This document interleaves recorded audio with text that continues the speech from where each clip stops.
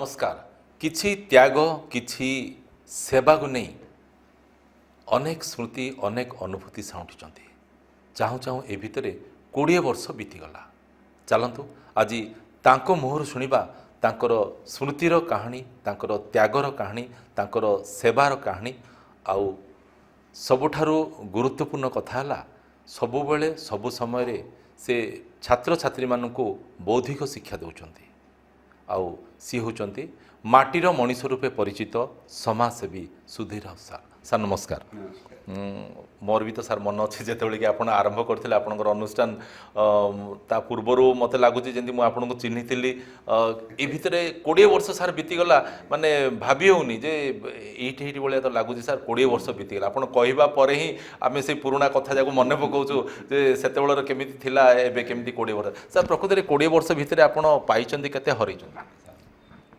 पाई बहुत यथेष्ट पाई कारण ये लोकंर भल पाइबा आ परिवेश सेवा करियार परिवेश को सेवा करियार गोटे महान सुजोग ता सहित अनेक छात्र छात्री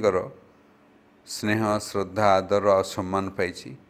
आहरी अधिक कथा जो माने जीवन में केवे स्वप्न देखि पारि नथांते जे गोटे इंजीनियरिंग कॉलेज रे पढ़िए गोटे आईआईटी रे पढ़िए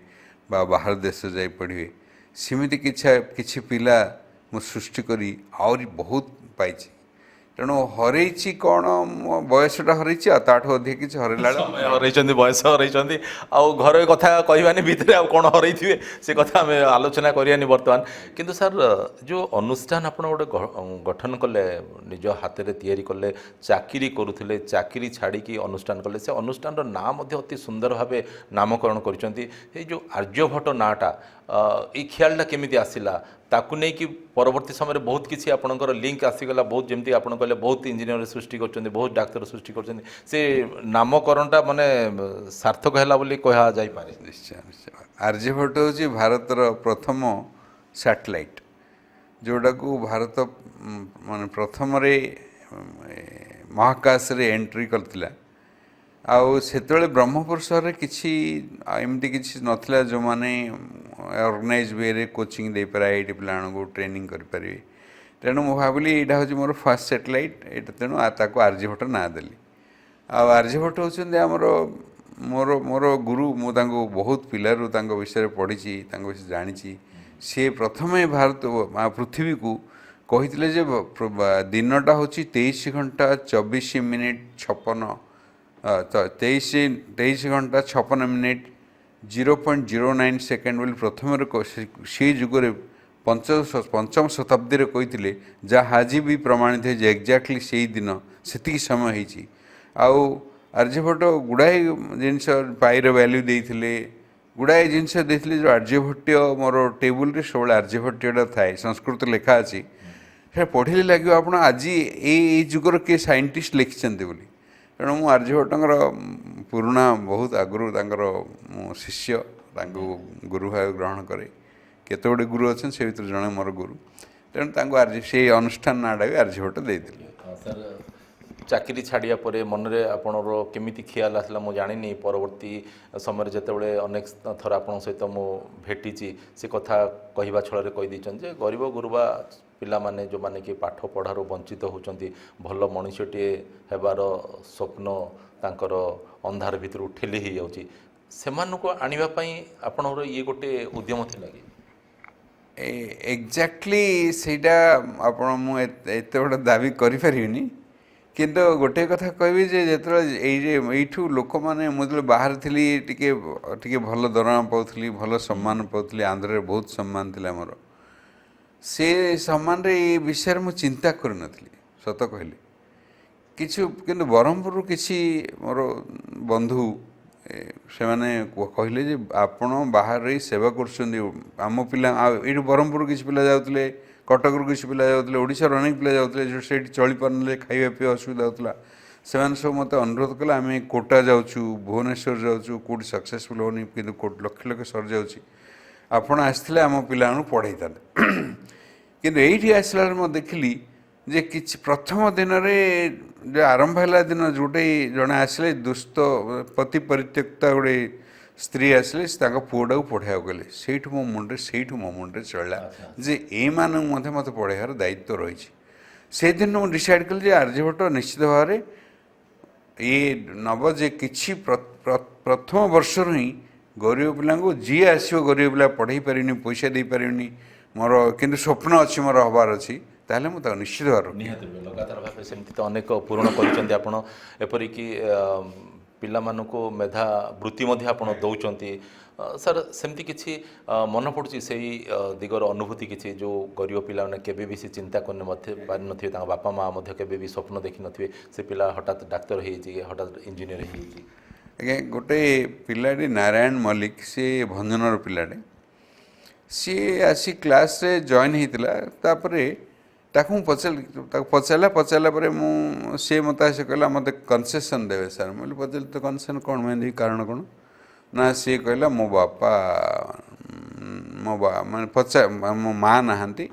ଆଉ ବାପା ପିଅନ ଅଛନ୍ତି। କେଉଁଠି ନା PWD। ଏମିତି ମଜାରେ ତାକୁ କହିଲି PWD ପଇସା ବେଶୀ ଦେବ କ'ଣ ଅସୁବିଧା, ଦେ ମୁଁ ଆଉ ଦୁଇଟା ପିଲାକୁ ଦେଇପାରିବି। ତାପରେ ସେ ପିଲା ରହିଗଲା, ଆସିଲାନି। 10-12 ଦିନ ପରେ ସେ ଆସିଲା ଲଣ୍ଡା ହେଇଯାଇଛି। କ'ଣ ହେଲା ରେ? ନା ମୋ ବାପା ମରିଯାଇଛନ୍ତି। ସେ ଭିତରେ ମୁଁ ଇନକ୍ୱାରି କଲି ଯେ ତା ବାପା କ୍ୟାନ୍ସରରେ ପଡ଼ି ମଲେ, ମାଆ କ୍ୟାନ୍ସରରେ ପଡ଼ି ମରିଲେ, ଆଉ ଘରେ କିଏ ନାହିଁ, ସେ ବାପା ମାଆ ଦୁଇ ଜଣ ମରିଯାଇଛନ୍ତି। ତାପରେ ତାର ଦାୟିତ୍ୱଟା ମୁଁ ନେଇଲି। ମୁଁ କହିଲି ତୁ ଆଉ ତୋତେ ପଇସା ସେଦିନ ମଜାରେ ମାଗିଦେଲି, କିନ୍ତୁ ପଇସା ଦେବୁନି, କିଛି ପଇସା ଦେବା ଦରକାର ନାହିଁ, ତୁ କିନ୍ତୁ ଭଲ ଭାବରେ ପଢ଼ିବାକୁ ପଡ଼ିବ। ସେ ପିଲା ମୋ କଥା ରକ୍ଷା କରି ପଢ଼ିଲା, ବହୁତ ପରିଶ୍ରମ କଲା। ସାର୍ ଆପଣ କେମିତି ଜଜ୍ କଲେ? କାରଣ ସେତେବେଳେ ଯେଉଁ ପିଲାର ମାନସିକ ଚାପଟା ଗୋଟେ ରହିଥିବ, ବାପା ମରିଗଲେ, ମାଆ ମରିଗଲେ, ସେଇ ଭିତରେ ପିଲାକୁ ଆପଣ କହୁଛନ୍ତି ଭଲ ପାଠ ପଢ଼ିବାକୁ ପଡ଼ିବ, ତା ପାଇଁ ସେଇଟା ଗୋଟେ ବହୁତ ବଡ଼ ଚ୍ୟାଲେଞ୍ଜ ଥିଲା। ଆପଣଙ୍କ ପାଇଁ ମଧ୍ୟ ସିଏ ବି ଗୋଟେ ବଡ଼ ଆହ୍ୱାନ ଥିଲା ଯେ ସେ ପିଲାଟାକୁ କେମିତି ଗୋଟେ ଭଲ ମଣିଷ କରିବେ ବୋଲି। ସେଇଟା କେମିତି ସାର୍ ସମ୍ଭବ? ଦେଖନ୍ତୁ 13-14 ଦିନରେ ବାପା ମରିବାର 13-14 ଦିନରେ ପିଲା ପାଠ ପଢ଼ିବାକୁ ଆସିଛନ୍ତି, ତାର ସେମିତି ଇଚ୍ଛାଟା ସେତେ ବଡ଼ ଥିବ। ନହେଲେ ଅନେକ ପିଲା ତ ବାପା ମଲେ, ମାଆ ମଲେ, ସାହା ନାହିଁ, ଭରସା ନାହିଁ, ପଢ଼ିବି କେଉଁଠି, ରହିବି କେଉଁଠି, କିଏ ନାହିଁ, ଘରଟେ ଗୋଟେ ଅଛି। ସେଇଠୁ ମୁଁ ଭାବିଲି ଯେ ଏ ପିଲା ନିଶ୍ଚୟ ଭଲ କରିବ, ପଢ଼ିବ। ପୁଣି ରାଇଟ୍ ପର୍ସନ ପାଖରେ ବି ପହଞ୍ଚିଗଲା, ହେଇଥାଇପାରେ। ତାପରେ ମୁଁ ତାକୁ କହିଲି ତୁ ପଇସା ଦେବୁନୁ, ଆଉ ଯଦି କିଛି ଆବଶ୍ୟକତା ପଡ଼େ ବହିପତ୍ର, ଖାତାପତ୍ର, ଖାଇବା ପତ୍ର ବ୍ୟବସ୍ଥା ମୁଁ ଏବେ କରିପାରିନି, ଯେ ଘର ଅଛି ତୋର, ଆଉ ଯଦି ତୁ ଖାଇବା ବ୍ୟବସ୍ଥା କରିଲୁ ହଷ୍ଟେଲ ରହିବାକୁ ପଡ଼ିବ ତୋତେ। ତାପରେ ସିଏ ତାର ବ୍ୟବସ୍ଥା କରିଦେଲା, ପିଲାଟା ଖାଇବା ବ୍ୟବସ୍ଥା କରିଦେଲା। ଯାହା ଘରେ ଥିଲା ଟିକେ ରାନ୍ଧି ଖଣ୍ଡେ ଖାଏ, ସେ କହିଲା ମୁଁ ରାନ୍ଧି ଖଣ୍ଡେ ଖାଇବି ସାର୍, କିଛି ଅସୁବିଧା ନାହିଁ। ତାପରେ ସେ ପିଲା ପଢ଼ି ସାରିଲା ପରେ କିନ୍ତୁ ସେ ପିଲାର ଚିନ୍ତା ନାହିଁ ପଢ଼ି ସାରିଲା ପରେ ଜଏନ୍ କେମିତି କରିବ। କ'ଣ ପାଠ ପଢ଼ିଲା? ସେ MBBS କ୍ୱାଲିଫାଏ କଲା, ଏମ୍ସରେ ଅଲ୍ ଇଣ୍ଡିଆ 13 ରାଙ୍କ ରଖିଲା। ସେତେବେଳେ ମୁଁ କ'ଣ କଲି, ଆମର ଏଠି ଆଦିତ୍ୟ ପାଢ଼ୀ ଥାନ୍ତି ଚିଫ୍ ସେକ୍ରେଟାରୀ, ମୁଁ ତାଙ୍କୁ କଣ୍ଟାକ୍ଟ କରିକି କଣ୍ଟାକ୍ଟ କଲା ପରେ ସେ କହିଲେ ମୁଁ ଗୋଟେ ପାର୍ଟିକୁଲାର ଡେଟ୍ରେ ଡକା ହେବ, ଚିଫ୍ ମିନିଷ୍ଟର ଅଫିସରୁ ଡାକରା ଯିବ, ଆପଣ ଆସିବେ। ତ ଚିଫ୍ ମିନିଷ୍ଟର ଅଫିସରୁ ଡାକରା ଆସିଲା, ମୁଁ ଗଲା ପରେ ସେଇଠି ଚିଫ୍ ମିନିଷ୍ଟର ସେଇଠି ଡିକ୍ଲେୟାର କଲେ ଯେ ଏ ପିଲାର 5 ବର୍ଷ ଖର୍ଚ୍ଚ ମୁଁ ଦେବି। ବର୍ତ୍ତମାନ ନବୀନ ପଟ୍ଟନାୟକ ଥିଲେ, ସେତେବେଳେ ତତ୍କାଳୀନ ଚିଫ୍ ମିନିଷ୍ଟର, ସିଏ 5 ବର୍ଷ ତାର ପୁରା ବ୍ୟବସ୍ଥା କଲେ। ସେ ପିଲା ଅର୍ଫାନ୍ଟା, କିଛି ବାପା ନାହିଁ ମାଆ ନାହିଁ, କେମିତି ଚଳି, ସିଏ ବର୍ତ୍ତମାନ ଏବେ କୋରାପୁଟରେ ଡାକ୍ତର ଏମ୍ସରେ ପାସ୍ କରି କୋରାପୁଟରେ ଡାକ୍ତର ଅଛି। ଏମିତି କେବେ ସାର୍ ଆସିକି ଦେଖା କରିଛନ୍ତି? ସେ ଏ ମଝିରେ ଥରେ ଅଧେ ଆସିଛି, କିନ୍ତୁ ବିଶେଷ ଥର ଆସିପାରେନି, କାରଣ ସିଏ ବି ପାଠପଢ଼ା ମେଡ଼ିକାଲ ପଢ଼ା ଟିକେ କଷ୍ଟ। ଏମ୍ସର ମୁଁ ଜାଣିଛି, ମୋ ଝିଅ ପଢ଼ୁଥିଲା, ବହୁତ କଷ୍ଟ ସେଇଠି, ଛାଡ଼ିବେନି, ଦିନେ ଛୁଟି ଦେବେନି, ହଇରାଣ କରି। ତ ସାର୍ ତାଙ୍କର ସେତେବେଳେ ରିଆକ୍ସନ୍ଟା କେମିତି ଥିଲା ସାର୍? ନିଟ୍ରେ କ୍ୱାଲିଫାଇ କଲା ପରେ ଗୁରୁ ହିସାବରେ ଆପଣଙ୍କର କ'ଣ ଥିଲା, ଛାତ୍ର ହିସାବରେ ତାର କ'ଣ ଥିଲା? ମୁଁ ତ ବହୁତ ଖୁସି ହେଇଥିଲି ଯେ ଏଟଲିଷ୍ଟ ଯେଉଁ ପିଲା ସ୍ୱପ୍ନ ବି ଚିନ୍ତା କରିନଥାନ୍ତା, ସେ ସ୍ୱପ୍ନରେ ଚିନ୍ତା କରିନଥାନ୍ତା, ସେ ପାଇଲା। ଆଉ ସିଏ ବି ବିଶ୍ୱାସ କରିପାରିଲାନି, ସେ ଅଲ୍ ଇଣ୍ଡିଆ 13 ରାଙ୍କ ଆଉଥରେ ଆଣିଛି। ତାପରେ ବହୁତ ଗୁଡ଼ିଏ କଲ୍ ଆସିଲା, ଭଞ୍ଜନର ଭିଡ଼ିଓ, ଆମର ସେତେବେଳର ମନ୍ତ୍ରୀ ଭଞ୍ଜନ ବିକ୍ରମ ଆରୁଖ, ସିଏ ସମସ୍ତେ ଫୋନ୍ କରି ମୋତେ ତାକୁ ଚିଫ୍ ମିନିଷ୍ଟର ନେବା ପାଇଁ କହିଲେ। କିନ୍ତୁ ସେ ଭିତରେ ମୁଁ ଆଦିତ୍ୟ ପାଢ଼ୀଙ୍କ ସହ କଥା ହେଇସାରିଥିଲି। ତ ସମସ୍ତେ ଖୁସି, ଆମେ ଖୁସି, ମୋର ଟିଚର ମାନେ ଖୁସି, ଆଉ ତାକୁ ଯିଏ ଜାଣିଥିଲେ ସମସ୍ତେ ଖୁସି ହେଇଥିଲେ, ନିଶ୍ଚୟ। ଏମିତି ଅନେକ କାହାଣୀ ଅଛି, ଯେଉଁମାନେ ଆଉ ଗୋଟେ ପିଲାର ବାପା, ସେ ହେଲେ ଏମ୍ସ ପଢ଼ିଲା, ଆଉ ଗୋଟେ ପିଲାର ବାପା किडनी रोगी थे माँ किडनी देते सर्वशांत हो जाते ये से पिला जॉइन कला बापा मरीगले से पिला पाठ छाड़देला आसलानी मुझर मैनेजर पठेली जार बापा से कहीं आसना मरी बापा मरीगला मरियार 4-15 दिन होगलानी आसनी जाई गलु से पिला कहला ना ना मु माग पुषी मु ट्यूशन करी +2 पढ़ी खलिकोट कॉलेज रे ट्यूशन कर माग पुषी ताको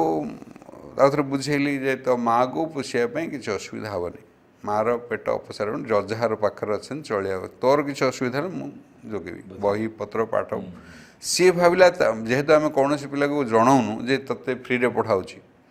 कारण ता भितर गोटे दुर्बलता मन रे गोटे हीन मान्यता रे समस्ते दे पार मुझे पारे मुझे फ्री रे पढ़ुची मोर मो दयार एम दयार मुझे पढ़ुची ये जे ये बोझर ता मुंडर न रही आम जनाऊनु सी जाऊँगी मो बापा पैसा देवे कही सी कहला मो बापा पैसा दे पारिनी मुझे कहली पैसा पत्र कथा किसी है तो बापा सहित पैसा तो बापा को कहनी पैसा आ तू पैसा नदी पढ़ू तो आउ तोर जहाँ आवश्यकता बही पत्र खाता पत्र जदि रहीबार होस्टेल तार करदे कि से रहा सी माँ पाखे रहा से पिला एम्स पाइला एम्स रायपुर रे पढ़ुचे तार सरला पढ़ला पढ़ा सरला आउ थे पीजी करमती अनेक पिला आगे कन्हईपुर गोटे अच्छी दी भौणी गोटे लोक बड़ झील पढ़ेला कि गरीब लोकटा गाँव टेलर दिन को 50-60-70 टाँग मिलता सी झीटा बड़ झीटा जॉइन कले 10,000 टाँग देता गाँव आउ जड़े मोर सांग से कहले रविर झील जॉइन कला कि हाँ जॉइन कला केते पैसा देला 10,000 से कौट दब आज्ञा पैसा तार कहीं तार कौन गाँव 50-60 मिलता गाँव टेलर कार चडी रफ मारे मिलता कार सार्ट रफ मारे मिलता और सार्ट सिलुचन कौन सेमती किसी ना आ बहुत कम इनकम से दे पारे सेकेंड टाइम आसी आसले मो पाखु कि देख गरीब लोकर कि स्वाभिमान धनी लोक मागती कनसेसन से मागिलानी पचारे आप पैसा किमें देवे कौन है नहीं देवे कि पैसा कौन व्यवस्था कि नहीं सर मुझे देवी मो पिला पढ़ा ना कौन किमें देवे नहीं घरटा अच्छे बंधा पकई घरटा बंधा पकेबे पिलाटा पढ़ेबा मु बंधा पके पैसा पढ़ेबा आप झील को से 10,000 नियंतु आपण झील मो पाखे पढ़ला झील को फ्री रे पढ़े आपण शलाहरे से भाविनपुर शलाहर रखिले झील झील मामूहर रहा पढ़ला ये आसी पढ़ला सी पढ़ला तापर तार सान भौणी आसला पढ़ला सी भी डाक्तर है दिन सी बड़ झील ए डेनमार्क प्रोफेसर अच्छी सान झील अहमदाबाद पीजी कर डाक्तर अच्छी तेणु एमती अनेक जो सृष्टि कर कारखाना बर्तमान आप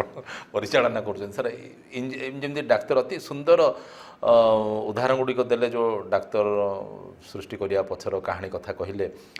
सेमती केवल डाक्तर भितर सीमित रही आईआईटी भी पाई आईआईटी गोटे बहुत आईआईटी पिला भी सेमती अच्छे आईआईटी गोटे आम शक्ति पैनल पाखे गोटे स्लम्ड अच्छी से स्लम्र बापाटा से पाथपट्टनम आसे भाषा भल ओडिया जाना पुराना पटना जोड़ा पारलाखंडी पाखे पुराना पटनार से आसले पिलाटा धरी आसले आज्ञा तुम फ्री रे पढ़ुच परा पढ़ मो पिला मैंने सब एमती भाषा कहले माने से प्रेजेंटेशन ठीक प्रेजेंटेशन सेमती हेले सी मो गला माने इरिटेट हेले से भाषा व्यवहार कर कौन है ना आम पिला पढ़ेब आज्ञा फ्री रे पढ़े बोले समस्त कहते तुम फ्री पढ़े आम पिला तुम फ्री रे पढ़े किमें पढ़े तुम कौन असुविधा कौन ना मुझे वायर फायर छिड़े फ्यूज पकाऊँगी कार फैन सीट जाइए तैयारी कर 50-60 मिलती के 100-200 मिल जाए मेसेल आ मो पिला पढ़ी आईआईटी हो आईआईटी पढ़े मोर पैसा कौटे अच्छे आज्ञा तुम पढ़े पढ़े ना ना माने रोकठोक कथा माने भीतर किसी छलना नहीं था छलना नहीं भाषाटा सेमती हेले सी किंतु से पिला मुझे हो हो पढ़े किसी असुविधा नहीं पढ़ियो तुम तो कराई पढ़ियो तार पढ़ला से पिला पढ़ला से पिला बर्तमान आईआईटी पास हो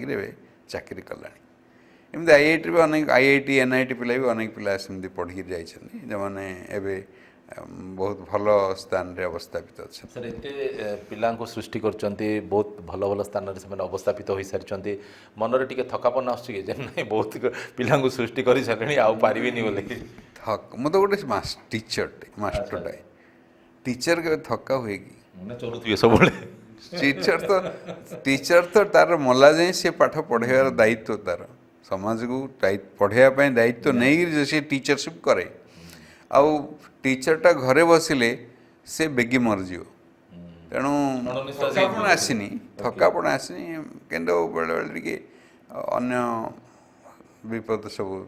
टिके असुविधा होची तेणु ମାନେ ସ୍ୱାସ୍ଥ୍ୟଗତ ଦୃଷ୍ଟିକୋଣ स्वास्थ्य भी मोर ठीक अच्छे मोर स्वास्थ्य मुझे सर, ଆପଣ 12 किलोमीटर चल ନିହାତି ରୂପେ ସାଇକେଲିଂ ମଧ୍ୟ ଆପଣ ହିଁ କରୁଛନ୍ତି ନିଜେ ଗାଡ଼ି ଚଲାଉନାହାନ୍ତି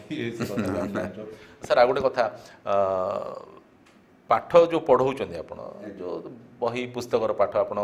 କିଏ ନିଟ୍ ଡାକ୍ତର ହେବା ପାଇଁ ଚାହୁଁଛି କିଏ ଇଞ୍ଜିନିୟର ହେବା ପାଇଁ ଚାହୁଁଛି ସେ ପାଠ ଆପଣ ପଢ଼ଉଛନ୍ତି ତା ବାଦେ ଆଉ ଗୋଟେ ଗୁଣ ଆମେ ଦେଖୁଛୁ ଯେ ପିଲାମାନଙ୍କୁ ବୌଦ୍ଧିକ ଶିକ୍ଷା ଦେଉଛନ୍ତି ସଚେତନତା ବାର୍ତ୍ତା ଦେଉଛନ୍ତି ପ୍ଲାଷ୍ଟିକ ବର୍ଜନ କରିବା ପାଇଁ କହୁଛନ୍ତି ପଲିଥିନ୍ ବର୍ଜନ କରିବା ପାଇଁ କହୁଛନ୍ତି ଗଛ ଲଗାଇବା ପାଇଁ ମଧ୍ୟ କହୁଛନ୍ତି ସମୟଟା କେମିତି ପାଉଛନ୍ତି ସାର୍ ଏପଟେ ପାଠ ଉପରେ ଫୋକସ୍ କରୁଛନ୍ତି ଏଇଟା କରୁଛନ୍ତି କେମିତି ମ୍ୟାନେଜ୍ କରୁଛନ୍ତି ସାର୍ देखो मो दिन आरंभ हुए 4टारे सुबह मान सकाल 4टारे आरंभ हुए रात 11टार सरे मु प्राय विशेष बहुत भोजी भात ये आपणर ये फंक्शन पूजा फंक्शन एगुड़ा सब प्राय जाएनि कड़े बुली जाएनि मोर पिलांकर आवश्यकता थी बेले जाए तांकर काम थिले नहले कड़े बुली जाएनि आउ भोजी भात जाएनि बंधु बांधव जाए बसिया फ्रेंडशिप फ्रेंड घर जाए बसिया ये समय मत कि घर लोक किंवा परिवार लोक भितर केबे आपत्ति अभियोग କିଛି ହେଇନି ନାଇଁ ମୋ ଘରେ ସବୁ ସେଇଟା ମାନ ନେଇଛନ୍ତି ଏ ଯାହା କରୁଛି ଠିକ୍ କରୁଛି ବୋଲି ମାନ ନେଇଛନ୍ତି କେବେ ତା ପାଇଁ ବିରୋଧ ହୁଏନି କି ତା ପାଇଁ କେବେ ଆମ ଘରେ କଳି ଝଗଡ଼ା ହୁଏନି ଏଇଠି ଗଲନି ସେଇଠି ଗଲନି କାରଣ ମୁଁ ସ୍ତ୍ରୀ ସବୁ ମ୍ୟାନେଜ୍ କରିଦିଏ ସେ ତା ଭାଇ ଘରୁ ମୋ ଶ୍ୱଶୁର ଘରୁ ଏ ଶଳାମଣ ଘରୁ କେବେ ଚଢ଼େନି ପିଣ୍ଡା ଯାଏନି କାମ ନାହିଁ ଯାଏନି ଆଉ ନିଜ ଭାଇମାନ ଘରୁ କେବେ ଆବଶ୍ୟକତା ପଡ଼ିଲେ ଯାଏ ନହେଲେ ଯାଏନି ଦରକାର ପଡ଼ିଲେ ଯାଏ ନିଶ୍ଚୟ ଦରକାର ପଡ଼ିଲେ ନିଶ୍ଚୟ ଯାଏ ଆଉ ଅନ୍ୟ ବନ୍ଧୁବାନ୍ଧବ ସାଙ୍ଗସାଥି ପଡ଼ିଶାର ସାଙ୍ଗମାନେ ଡାକିଲେ ମୁଁ ଯେ ତା ଘରେ ଯାଇ ବସିବା ପାଇଁ ସମୟ ନଥାଏ କାରଣ ମୋ ଦିନଟା ସକାଳୁ ଇଭେନ୍ ଆପଣଙ୍କୁ କହିବି ମନ୍ଦିରକୁ ଯଦି ସେ ମନ୍ଦିର ରାସ୍ତାରେ ଯାଉଥିବି ମୋ ସ୍ତ୍ରୀ କହିବ ଟିକେ ଟିକେ ମନ୍ଦିରକୁ ଯିବା ଚାଲ ତୁ ଯା ମନ୍ଦିରକୁ କାରଣ ଆଜି ମୋର ପ୍ଲାନ୍ରେ ମନ୍ଦିର ଯିବାର ନାହିଁ ମୁଁ ଏମିତି ରାସ୍ତାରେ ଯାଉଛି ଭଗବାନଙ୍କୁ ଦର୍ଶନ କରେ ଭଗବାନ ମୋ ନିରୀଶ୍ୱରବାଦୀ ନୁହଁ ମୁଁ ଈଶ୍ୱରଙ୍କୁ ବିଶ୍ୱାସ କରେ ଜଗନ୍ନାଥଙ୍କୁ ବିଶ୍ୱାସ କରେ ବହୁତ ବିଶ୍ୱାସ କରେ କିନ୍ତୁ ମୁଁ ବାଟରେ ଯାଉଛି ତତେ ମୁଣ୍ଡିଆ ମାରିଦେଇ ପଳେଇବି ସେ ମୋଟାମୋଟି କହିଲେ ଆପଣ କର୍ମଟାକୁ ହିଁ ଧର୍ମ ରୂପେ ମାନି ନେଇଛନ୍ତି ଯେ ଯଦି ଠାକୁରଙ୍କ ପାଖକୁ ଯିବାର ଅଛି ସେଥିପାଇଁ ମଧ୍ୟ ଗୋଟେ ସେଡ୍ୟୁଲ୍ କରିବାର ଅଛି କାରଣ ଆଗରୁ ଯାହା ସବୁ କମିଟମେଣ୍ଟ କରିଦେଇଛନ୍ତି ଯେଉଁ ପ୍ଲାନ୍ କରିଦେଇଛନ୍ତି ସେଇଟା ଯେମିତି ହ୍ୟାମ୍ପର ନ ହେବ ତା ଉପରେ ଆପଣ ଟିକେ ଫୋକସ୍ କରନ୍ତୁ ସେ ଯେହେତୁ ଦିନଟା ପ୍ଲାନ୍ ଡେ ପଳେଇଥାଏ ତେଣୁ କାମ କରିବା ପାଇଁ ସମୟ ଅଭାବ ହୁଏନି ହେଇଯାଏ ସକାଳୁ ଏ ଗଛ ଲାଗିଲା ସମୟଟା ସକାଳୁ 6ଟା ଆଦରୁ ବାହାରିଲେ ଆଉ 10:30 ପଳେଇ 10:30 କ୍ଲାସ୍ ନେଇଯାଏ ଆଉ ଦିନ ଯାଏ କ୍ଲାସ୍ ଚାଲେ ଯଦି କ'ଣ ଥିବ ତାହେଲେ ସକାଳୁ ଆଡ଼ଜଷ୍ଟ କରି କ୍ଲାସ୍ଟା ଆଉ ଗୋଟେ ଆଗ ପଛ କରିଦେଇ ସେ ବଳଗା ସମୟରେ 4 ଘଣ୍ଟା 5 ଘଣ୍ଟା ମିଳେ ସେ କାମରେ ପଳେଇଯାଏ ତେଣୁ ସବୁବେଳେ ପ୍ରାୟ ପ୍ଲାନ୍ କରେ ଆଉ ଚାଲିକି ଯିବା ପାଇଁ ମୋତେ ଗୋଟେ ମିଟିଂ କଲାବେଳକୁ କହିଲେ ଆପଣ କେମିତି ଯିବେ ମୁଁ ଚାଲିକି ଯିବି ଆପଣ ବହୁତ ସମୟ ଅଛି ବୋଧେ ନାଇଁ ବହୁତ ସମୟ ନାହିଁ ମୋର ଦିନଟା ମୋର ପ୍ଲାନ୍ ଅଛି 20 ମିନିଟ୍ ଚାଲିବାର 20 ମିନିଟ୍ରେ ଚାଲିକି ଆସିବୁ 20 ମିନିଟ୍ରେ ଚାଲିକି ଯିବି 20 ମିନିଟ୍ ନ ମିଳେ ମୋର 20 ମିନିଟ୍ରୁ କମ୍ ହେଇଗଲା ମୋତେ ମିଳିଲାନି ଧାଉଁଡ଼ି ରାସ୍ତାରେ କିଏ କ'ଣ କହୁଛି କମ୍ ମୋର ଦୌଡ଼ି ପଳେଇଯାଏ ସାର୍ ଏସବୁ ଭିତରେ ଯେମିତି ଆମେ 20 ବର୍ଷର ସ୍ମୃତି ଉପରେ ଆମେ ଆଲୋଚନା କରୁଛେ ଅନୁଭୂତି ଉପରେ ଆମେ ଆଲୋଚନା କରୁଛେ ଅନେକ ଶିଷ୍ୟଙ୍କୁ ଆପଣ ସୃଷ୍ଟି କରିଛନ୍ତି ସୁନ୍ଦର ସୁନ୍ଦର ଶିଷ୍ୟ ବୋଲି ଆମେ କହିପାରିବା କେବେ ଚିନ୍ତା କରୁଛନ୍ତି ଯେ ନିଜ ପରି ଗୋଟେ ଗୁରୁକୁ ସୃଷ୍ଟି କରିବା ପାଇଁ ସେମିତି ହେଇନି ମୁଁ ଚିନ୍ତା କରିନି କେମିତି ସେମିତି ଚେଷ୍ଟା କରିଛି କିନ୍ତୁ ସେ ଭିତରୁ ଧୀରେ ଧୀରେ ତା ଭିତରେ ତିଆରି କଲାବେଳକୁ ସେ ପଥଭ୍ରଷ୍ଟ ହେଇଯାଉଛି ମାନେ ସେତିକି ନିଷ୍ଠା ଦରକାର ପିଲାଙ୍କୁ ସେତିକି ଭଲ ପାଇବା ଦରକାର ପିଲାଙ୍କୁ ନିଷ୍ଠା ସହିତ ତ୍ୟାଗ ଦରକାର ଯେଉଁଟାକି ଆରମ୍ଭରୁ ହିଁ ଆମେ କହିଲେ ତ୍ୟାଗ ନଥିଲେ ହେବନି ନିଷ୍ଠା ସହିତ ତ୍ୟାଗ ଆଉ ପିଲାଙ୍କୁ ଭଲ ପାଇବା ସମାଜକୁ ଭଲ ପାଇବା ଦରକାର ଆପଣ ସେ ଯେଉଁ ପ୍ରଥମ ପ୍ରଶ୍ନ ପଚାରିଲେ ଯେ ପିଲାଙ୍କୁ ବୌଦ୍ଧିକ ଶିକ୍ଷା ଦିଆଯାଉ ମୁଁ ଫାଷ୍ଟରେ କହେ ମୁଁ ମଜାରେ ତମ ବାପା ତୋର ଜେଜେବାପା କେତେ ପାଠ ପଢ଼ୁଛନ୍ତି କିଏ କହେ 3 ପଢ଼ୁଛି 3 ପଢ଼ୁଛନ୍ତି ଆଉ ମା ଜେଜେମା 0 ପଢ଼ୁଛନ୍ତି ମାନେ ବର୍ବାଦ ହେଇଗଲୁ ଲାଇଫ୍ ଗଲା ସେ ପିଲାଟି ପଜଳ ହେଇଯାଏ ମୁଁ ତ କହେ କିଛି ଖରାପ ଭାବିଲିନି ତ ତାଙ୍କ କିଛି ମୂର୍ଖ ଯାକ ସେ ସେ ଯେ ଭଲ ପିଲା ଯିଏ ଜେଜେବାପା ଜେଜେମା ଟିକେ ଦୂରେଇ ରହୁଥିବେ ତାଙ୍କେ ଟିକେ ହସିବେ ଆଉ ଯିଏ ଯିଏ ଜେଜେବାପା ଜେଜେମା ଭଲ ଜେଜେବାପା ଜେଜେମା ଭଲ ପାଉଥିବ ସେ ଦୁଃଖୀ ହେଇଯିବ। ମୁଁ କହେ ସେମାନେ ଯେଉଁ ୟୁନିଭର୍ସିଟିରେ ପଢ଼ିଛନ୍ତି ତୁମକୁ ସେ ୟୁନିଭର୍ସିଟି ମିଳିବାର ସୁଯୋଗ ମିଳିବ କି ନାହିଁ ମୁଁ ଜାଣିନି। ସେମାନେ ଜୀବନର ୟୁନିଭର୍ସିଟିରେ ପଢ଼ିଛନ୍ତି ଶେଷକୁ ସେ ମଶାଣି ଗଲା ଯାଏଁ ପଢ଼ୁଥିବେ ଆଉ ସେମାନେ ଏଇ ପ୍ରଫେସର ୟୁନିଭର୍ସିଟି ପ୍ରଫେସରଠୁ 100 ଗୁଣରେ ଅଧିକ ଜ୍ଞାନୀ। ତେଣୁ ତାଙ୍କ ପାଖରେ ବସିବ ତାଙ୍କ ପାଖରୁ ଗୁଡ଼ାଏ ଜୀବନର ଶିକ୍ଷା ନେବ। ଏ ଜୀବିକାର ଶିକ୍ଷାଟା ବହୁତ କମ୍ ଦିନରେ ହେଇପାରିବ, ଜୀବନର ଶିକ୍ଷା ବହୁତ କଷ୍ଟ। ଦ୍ୱିତୀୟ ପ୍ରଥମ କଥାରେ ଆସେ ଏଇଟା ସମସ୍ତେ ଜୀବନର ପାଠ ସହଜ, ଜୀବିକାର ପାଠ ସହଜ, ଜୀବନର ପାଠ ବହୁତ କଷ୍ଟ ପିଲାଙ୍କୁ କହେ। କାରଣ ଆଜିର ଆବଶ୍ୟକତା ରହିଛି ଜୀବନର ପାଠ। ଆପଣ ଦେଖୁଛନ୍ତି ଘର ଭାଙ୍ଗି ଯାଉଛି, ସ୍ତ୍ରୀ ସ୍ୱାମୀକି ମାରିଦେଉଛି, ସ୍ୱାମୀ ସ୍ତ୍ରୀକି ମାରିଦେଉଛି, କ'ଣ ପାଇଁ? ଏ ଜୀବନର ପାଠ ସେମାନେ ଭଲ ଭାବରେ ପଢ଼ିନାହାନ୍ତି। ଜୀବନର ପାଠ ଯଦି ଭଲ ଭାବରେ ପଢ଼ିଥିବେ, କିଏ ପଢ଼ିଥିଲେ? ଆମ ବାପା ପଢ଼ିଥିଲେ, ଆମ ମା' ପଢ଼ିଥିଲେ, ମା' ମୋର ନିରକ୍ଷର ସିଏ ପଢ଼ିଥିଲା, ମୋର ଜେଜେବାପା ଜେଜେମା ପଢ଼ିଥିଲେ। କାରଣ ସେମାନେ କେଉଁ ରେଙ୍ଗନରେ ରହିଲେ ମଧ୍ୟ ତାଙ୍କର ପରିବାର ପ୍ରତି ମୋର ପିଲାମାନେ ଅଛନ୍ତି ବୋଲି ସେ ସେଠି ଖଟୁଥିଲେ, ମରୁଥିଲେ, ଏପଟେ ବଞ୍ଚିବାକୁ ଚେଷ୍ଟା କରୁଥିଲେ ସେମାନେ। କାରଣ ସେମାନେ ଜୀବନର ପାଠ ବହୁତ ଭଲ ଭାବରେ ପଢ଼ିଥିଲେ। ଏ ଆଜିକାଲି ସମୟରେ ଯେଉଁ ସମୟ ସ୍ରୋତରେ ଯେଉଁ ଆଧୁନିକତାର ନାଁରେ ଏସବୁ ଯେଉଁ କରାହେଉଛି, ଯାହାକୁ ଆମେ ଫଲୋ କରୁଛୁ ସେଇଠି ସେମାନେ ସେମିତି କରୁନାହାନ୍ତି। ଆମେ ଯାହାକୁ ଫଲୋ କରୁଛୁ ତାଙ୍କର ଖରାପଟାକୁ ଫଲୋ କରୁଛୁ, ତାଙ୍କର ଭଲଟାକୁ ଫଲୋ କରୁନୁ। ସେ ଯେଉଁ ସମସ୍ୟା ସୃଷ୍ଟି ସେଇଟା ମୋ ପାଇଁ ବହୁତ ଚିନ୍ତା। ତେଣୁ ପ୍ରତ୍ୟେକ ପିଲାକୁ କହେ ତୁମେ ଜୀବନର ପାଠ ପଢ଼, ଭଲ ଭାବରେ ଭଲ ମଣିଷଟା ହେବାକୁ ଚେଷ୍ଟା କର। ସମୟ ମିଳୁଛି ଜୀବନୀ ପଢ଼। ଆଜିକାଲି ପିଲା ପଢ଼ୁନାହାନ୍ତି, ମୁଁ ଦେଖୁଛି ବହିଠୁ ଛାଡ଼ି ଦୂର ରହୁଛନ୍ତି। ପଚାରି ପାଠ ବିୟଣ୍ଡ କିଛି ପଚାରିବି ସେମାନେ ସବୁ ପାଟି ଟେକି ରହୁଛନ୍ତି। ଲିଙ୍କନ କ'ଣ କରିଥିଲେ, ଆବ୍ରାହମ ଲିଙ୍କନ କ'ଣ କରିଥିଲେ, ସାଲ୍ଟ ମାର୍ଚ କ'ଣ କରିଥିଲା ଇଣ୍ଡିଆରେ, ବା ଆର୍ଯ୍ୟଭଟ୍ଟ କିଏ, ଆଇନଷ୍ଟାଇନଙ୍କର ଡିସ୍କଭରି କ'ଣ, ଏସବୁ ପଚାରିଲା ବେଳେ ପିଲାଟେ ମାନେ କିଛି କହିପାରୁନାହାନ୍ତି। ବିବେକାନନ୍ଦଙ୍କର ବାଣୀ କ'ଣ, ଏସବୁ କହିଲେ ବୋଲେ ମୁଁ ତାଙ୍କୁ ସବୁବେଳେ କହେ ତୁମେ ବହି ଗୋଟେ ସମସ୍ତେ ଜୀବନୀ ପଢ଼ିବ। ଜୀବନୀ ପଢ଼ିଲେ ତୁମର ବେସ୍ ଷ୍ଟ୍ରଙ୍ଗ ହେବ। ବେସ୍ ଷ୍ଟ୍ରଙ୍ଗ ହେଲେ ଯେତେବେଳେ ବିପଦ ଆସିବ ତୁମେ ହାରିଯିବନି, ସେଇଠୁ ଶିଖିବ ତୁମେ। ଆଉ ଗୋଟେ କଥା ମୋର ସମସ୍ତଙ୍କୁ କହୁଛି, ଆଉ ମୁଁ ମୋର ଗୁରୁଙ୍କଠୁ ଶିକ୍ଷା ନେଇଛି ଯେ ଯେଉଁ ଜୀବନରେ ମାନେ ବିପର୍ଯ୍ୟୟ ଆସିଲେ ହାରିଯିବାନି, ସେଇଠୁ ଶିକ୍ଷା ନେବା। ଜୀବନରେ ଯଦି ବିପର୍ଯ୍ୟୟ ଆସିବ ଶିକ୍ଷା ନେବା, ଆମେ ସେଠି ହାରିଯିବା। ସମସ୍ତ ଜୀବନ କର ଏକ ଶିବରାତ୍ରି, ଅନ୍ଧାରେ ନହୁଡ଼ ପଥ ଏ ରହେ ସରଗ ଯାତ୍ରୀ। ଗୋପବନ୍ଧୁଙ୍କର ସେ ଏଇଟାକୁ ମୁଁ ସମସ୍ତଙ୍କୁ ପିଲାମାନଙ୍କୁ କହେ। ଆଜି ଗୋଟେ ଦିନ ନାହିଁ, ସବୁ ଜୀବନରେ ପ୍ରତ୍ୟେକ ଦିନ ତାକୁ ଅନୁସରଣ କରିବାକୁ ପଡ଼େ। ଯାହା ଆମେ ନେଉଛେ, ଏବେ ମୁଁ କହିଦେଲି ଇନ୍ସପାୟାର୍ଡ଼ ହେଇଗଲା ଆଉ ତୋର ପାଶୁର୍ଯ୍ୟ ନାହିଁ, ପ୍ରତି ମୁହୂର୍ତ୍ତରେ ସେଇଟା ମନେ ରଖିଥିବ। ତେଣୁ ପିଲାଙ୍କୁ କହେ ଯେ ଗୋଟେ ଅଛି ଯେ ପ୍ରତିକୂଳ ପରିସ୍ଥିତି ନିଜକୁ ନିଜ ସହିତ ପରିଚିତ କରାଏ। ପ୍ରତିକୂଳ ପରିସ୍ଥିତିରେ ଯେବେ ମୁଁ ପଢ଼ିଛି ଜୀବନରେ, ମୋର ଗୁରୁ କହିଥିଲେ, ମୋର ଶିକ୍ଷକ ଜଣେ ତାଙ୍କ ଗୁରୁ ବୋଲି ଭାବେ, ସେ କହିଥିଲେ ପ୍ରତିକୂଳ ପରିସ୍ଥିତି, ସେ ଲେଖିଥିଲେ ଆମ କାନ୍ଥରେ, ପ୍ରତିକୂଳ ପରିସ୍ଥିତି ସ୍କୁଲ କାନ୍ଥରେ, ପ୍ରତିକୂଳ ପରିସ୍ଥିତି ମଣିଷକୁ ନିଜ ସହିତ ପରିଚିତ କରାଏ। ଯେତେବେଳେ ପ୍ରତିକୂଳ ପରିସ୍ଥିତି ମୋ ଜୀବନରେ ପଡ଼ିଛି, ମୁଁ ଭାବୁଛି ସୁଯୋଗ ମିଳିଲା ମୋତେ, ମୁଁ ମୋ ନିଜ ସହିତ ପରିଚିତ ହେବାର ଅଛି। ସୋ ଏଇ କଥାଟା ପିଲାଙ୍କୁ କହେ ସବୁବେଳେ। ତ ପିଲାଙ୍କୁ ଖାଲି ପାଠ ପଢ଼ାଇ ଦେଇକି ବଡ଼ ଇଞ୍ଜିନିୟର ହେଇଯାଅ, ବଡ଼ ଡାକ୍ତର ହେଇଯାଅ, ଏ କଥାଟା ମୁଁ କହେନି। ବଡ଼ ସାଇଣ୍ଟିଷ୍ଟ ହେଇଯାଅ, କ'ଣ ହେବ? ତା ସହିତ ଜୀବନଟା ବି ମୁଁ କହେ ତୁମେ ପଢ଼ୁଛ କ'ଣ ପାଇଁ? ଗୋଟେ ଡିସେଣ୍ଟ ଲାଇଫ୍ ଲିଡ୍ କରିବା ପାଇଁ। ଡିସେଣ୍ଟ ଲାଇଫ୍ ଲିଡ୍ କରିବା ପାଇଁ ଏ ଜୀବିକା ପାଠ ସହିତ ଜୀବନ ପାଠ ଯୋଡ଼ି ହେବାର ଅଛି, ତାହେଲେ ଯେ କରିପାରିବ। ତୃତୀୟ କଥା ହେଲା ଯେ ଆମେ ସମାଜର ଗୋଟେ ଅଙ୍ଗ। ଯଦି ସମାଜକୁ ଛାଡ଼ିକିରି ଆମେ ଯେ ଆମର ସଫଳତା କଥା ଚିନ୍ତା କରିବା, ତାହେଲେ ଆମର ସଫଳତା ଗୋବର ଗଦାଠୁ ହୀନ। ଗୋବର ଗଦା ସହିତ ସମତୁଲ ନୁହଁ। ତେଣୁ ଆମର ପ୍ରତ୍ୟେକ ସଫଳତା ସମାଜ ସହିତ ଯୋଡ଼ି ହେବାର ଅଛି। ଆମର ସଫଳତାରେ ସମାଜ କିଛି ଉପକୃତ ହେବାର ଅଛି। ଆମ ସମସ୍ତ ଧ୍ୟେୟ ରହିବାର ଅଛି, ଆମେ ସମାଜକୁ କିଛି ନା କିଛି ରିଟର୍ଣ୍ଣ କରିବା। ସମାଜ କାରଣ ସମାଜ ଆମକୁ ଏଇ ଯାଏଁ ଏତେ ଦୂରକୁ ଆଣିଛି। ଏଇ ତିନି ଚାରିଟି ଶିକ୍ଷା ପିଲାଙ୍କୁ ନିଶ୍ଚିତ ଭାବରେ କୁହାଯାଏ। ଯିଏ ମାନେ ଯିଏ ନ ମାନେ ବେଳେବେଳେ ଏମିତି ହୁଏ, ପିଲାମାନେ କହିଲା ବେଳେ ଏସବୁ ଏଇ ପ୍ରବଚନ ଯା କାହିଁ ଦେଉଛନ୍ତି କହନ୍ତି, କିନ୍ତୁ ଚାକିରି କଲାପରେ ଯେତେବେଳେ ବୟସ ବଢ଼ିଯାଏ, ସେମାନେ ସମସ୍ତେ ଗୋଟେ ପିଲା ଅଟିଜମ୍ ପାଇଁ, ପିଲାଙ୍କର ଯେଉଁ ଅଟିଜମ୍ ପିଲାଙ୍କର ଅଛି, ସେ ଅଟିଜମ୍ ପାଇଁ ଏବେ ବହୁତ ପିଲାର କାମ କରୁଛି। ସେ ପଢ଼ିଲା ବେଳେ ସେ ସବୁବେଳେ ସେ ବହୁତ ଭଲ ଚାକିରି ପାଇଲା, ବହୁତ ଭଲ ପଢ଼ିଲା, पढ़ला बेले सब एगुड़ा सब कहीं कहते से गोटे विरक्तिया हुए अन्य समस्ते ग्रहण करती किंतु से एबे से मोर कंटाक्ट पड़ेगा कंटाक्ट नथला किसी ना एबे से मो कंटाक्ट खोजी खोजी कहले मत पठे सार मु ऑटिज्म काम करुँच माने जो कही देथिले मु सेतेबेले से ता मुंडरे बैकअप माइंड रही जाइथिला आउ एबे तार से उद्रेक कला तेणु अनेक अनेक पिला ग्रहण करती किछि पिला ग्रहण करिकि छाड़ दियंती बा किछि पिला ग्रहण करंती नहीं किंतु कौनसी ना कौनसी मुहूर्त से जिनसा मुंड को आउ थे आसे से करती बहुत बढ़िया कथा निहाती भावे आम कहीपर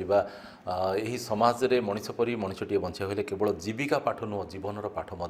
पढ़ा निहाती आवश्यक आज प्रसंग को रखी आप साथी प्रकाश पन्ना विदाय दिंतु पुणी थे आउ एक प्रश्न नहीं आप सहित आम जोड़ी हूँ नमस्कार।